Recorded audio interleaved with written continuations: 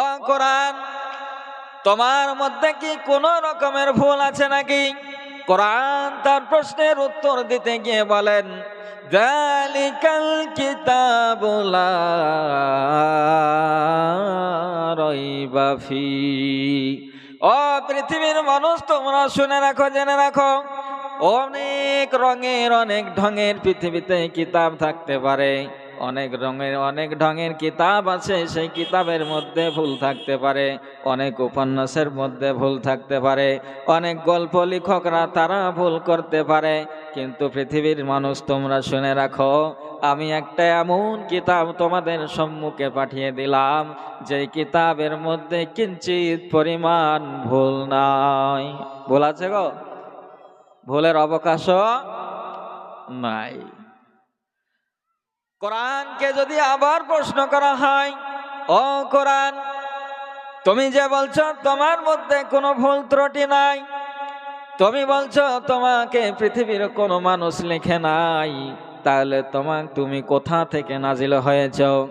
কোরআন তার প্রশ্নের উত্তর দিতে গিয়া বলে, তানজিলুম মিম্মান খালাকাল আরদা ওয়াস সামাওয়াতিল উলা। কোরআন তার প্রথমে প্রশ্নের উত্তর দিয়ে বলে, ও পৃথিবীর মানুষ, তোমরা শুনে রাখো, আমার মধ্যে কোনো ভুল ত্রুটি না থাকার কারণ হলো আমি পৃথিবীর কোনো মানুষের দ্বারাই নাজিল হয়নি, আমাকে পৃথিবীর কোনো মানুষ লিখেনি, আমি নাজিল হয়েছি এই উঁচু আসমান আর জমিনকে যিনি সৃষ্টি করেছেন তার তরফ থেকে আমাকে নাজিল করা হয়েছে। ঠিক না বে ঠিক? কে নাজিল করেছে কোরআনকে? আমরা শিখছি কোরআনের পরিচয়। আল্লাহ রাব্বুল আলামিন যে জিনিসটাকে নাজিল করেছে তার মধ্যে কি কোনো ভুল থাকতে পারে? কোনো ভুল থাকবে না। এই কোরআনকে যদি আবার প্রশ্ন করা হয়, ও কোরআন, আমরা জানলাম তোমার মধ্যে কোনো ভুল নাই, তোমার মধ্যে কোনো ভুল ত্রুটি নাই, কারণ তোমাকে আল্লাহ রাব্বুল আলামিন নাজিল করেছে। ও কোরআন, তোমার মধ্যে ভুল ত্রুটি না থাকার কারণ কি আর একটা বলো। কোরআনকে জিজ্ঞাসা করেন, ও কোরআন, তুমি নাজিল হওয়ার পূর্বে কোথায় ছিলে? কোরআন তার প্রশ্নের উত্তর দিবে, বল হুয়া কুরআনুম মাজিদ ফি লাওহিম মাহফুজ। কোরআন তার প্রশ্নের উত্তর দিতে গিয়ে বলে, আমি হলাম অতি মর্যাদা সম্পন্ন একটি কিতাব, আমি লৌহে মাহফুজের মধ্যে ছিলাম। লৌহে মাহফুজ কি আপনারা জানেন? লৌহে মাহফুজ একটা উদাহরণ দিলে বুঝতে পারবেন। আপনাদের গ্রামে অনেক ছেলে দেখবেন গাছের ছবি আঁকায় কিংবা বাড়ির ছবি আঁকায় না? এই ছবি আঁকানোর আগে ওর ব্রেনে কিন্তু একটা ছবি চলে আসে কি আসে না? ছবি যে একটা, যদি আমি বলে যে একটা বাড়ির ছবি আঁকাও, তাহলে ও কি ছবি আঁকানোর সঙ্গে সঙ্গে ওর ব্রেনে আসে না? আগে নিজের ব্রেনে একটা ছবি গেঁথে নেয় তো। তেমনি ভাবে আল্লাহ রাব্বুল আলামিন এই দুনিয়াকে সৃষ্টি করেছেন, সৃষ্টি করার আগে কেমন ভাবে পরিচালনা করবেন, সমস্ত জিনিসগুলা কোথায় হেফাজতে ছিল? এই লৌহে মাহফুজের মধ্যে। এটাকে বলা হয় লৌহে মাহফুজ। লৌহে মাহফুজ কেমন জিনিস? যাদেরকে ফেরেশতারা সংরক্ষিত করে আছেন। পৃথিবীর দেখবেন কোন জায়গায় ডায়মন্ড আছে, সোনার দোকান আছে, তাদেরকে দেখবেন অনেক গার্ডেরা কি করে, পিস্তল নিয়ে গুলি নিয়ে গার্ড দেয় না, যাতে কেউ হাত না দিতে পারে।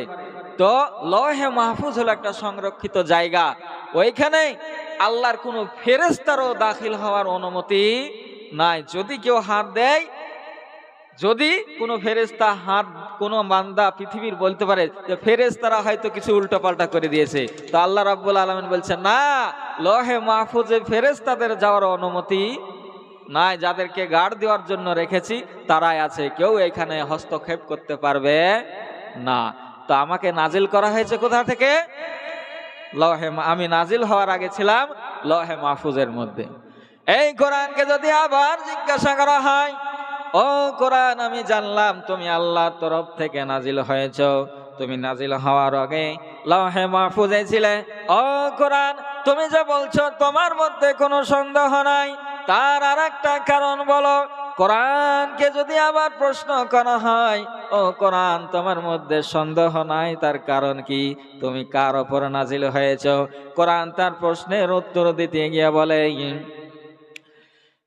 কোরআন তার প্রশ্নের উত্তর দিতে গিয়ে বলে, ওয়া আমিনু বিমা নুজ্জিলা আলা মুহাম্মাদিন ওয়া হুয়াল হাক্কু মির রাব্বিহিম।